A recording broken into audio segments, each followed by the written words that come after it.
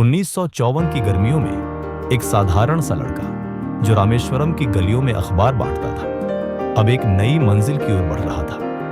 उस लड़के का सपना था, मैं उड़ान भरना चाहता हूं, मैं आकाश को छूना चाहता हूं। उसका नाम था अवुल पकीर जैनुलाब्दीन अब्दुल कलाम। उनका अगला पड़ाव था चेन्नई, जिसे तब मद्रास कहा जाता था। यहीं से शुरू हुआ एक ऐसा सफर जो भारत के इतिहास को सुनहरे अक्षरों में लिखेगा।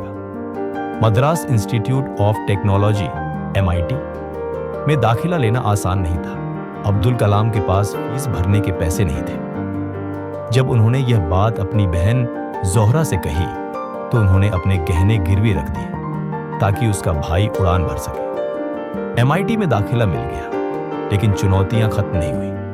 प्रोफेसर श्री नारायणन ने उन्हें चेतावनी दी, अगर तुमने 3 दिन में प्रोजेक्ट पूरा नहीं किया तो स्कॉलरशिप वापस ले लूंगा। 3 दिन और 3 रातें अब्दुल कलाम ने बिना सोए बिताई। चौथे दिन उन्होंने पूरा प्रोजेक्ट सबके सामने रखा, एक परफेक्ट मॉडल एयरक्राफ्ट। प्रोफेसर का सिर गर्व से ऊंचा हो गया। MIT से स्नातक होने के बाद उनका सपना था फाइटर पायलट बनना। उन्होंने इंडियन एयरफोर्स IAF की परीक्षा दी, परंतु वह 9वें स्थान पर रहे जब 8 को ही चुना गया था। यह जीवन की पहली बड़ी असफलता थी, लेकिन उन्होंने हार नहीं मानी। उन्होंने कहा, भगवान ने मुझे उड़ने के लिए पंख नहीं दिए, पर शायद किसी और को उड़ान देने का मौका देगा। इसके बाद उन्होंने DRDO defence research and development organisation में वैज्ञानिक के रूप में कार्य शुरू किया।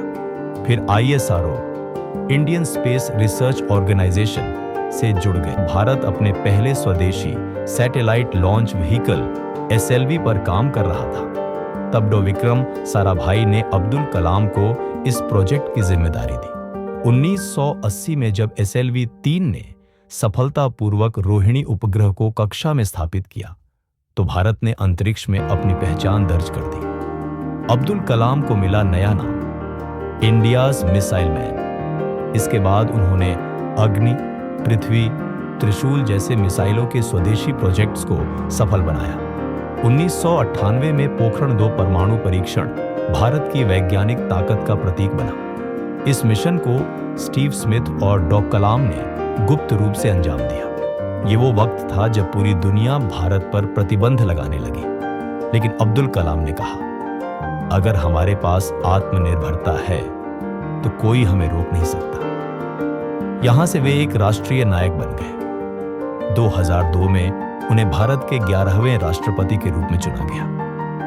वह पहले वैज्ञानिक थे जिन्होंने राष्ट्रपति भवन को जनता के लिए खोला। उन्होंने खुद को पीपल्स प्रेसिडेंट कहा नहीं, बल्कि बनकर दिखाया। बच्चों से उनका लगाव ऐसा था कि वे हर भाषण में कहते, dream dream dream. Dreams transform into thoughts and thoughts result in action. 27 July 2015 IIM Shillong.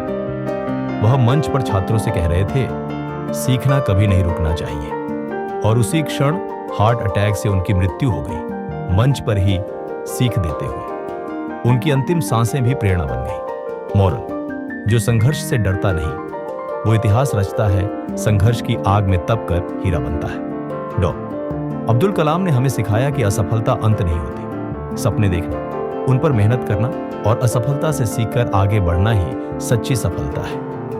अगर कलाम रामेश्वरम की गलियों से चलकर राष्ट्रपति भवन तक पहुंच सकते हैं तो आप भी अपनी कहानी लिख सकते हैं, क्योंकि हर हसल की एक कहानी होती है। अगली कहानी शायद आपकी हो।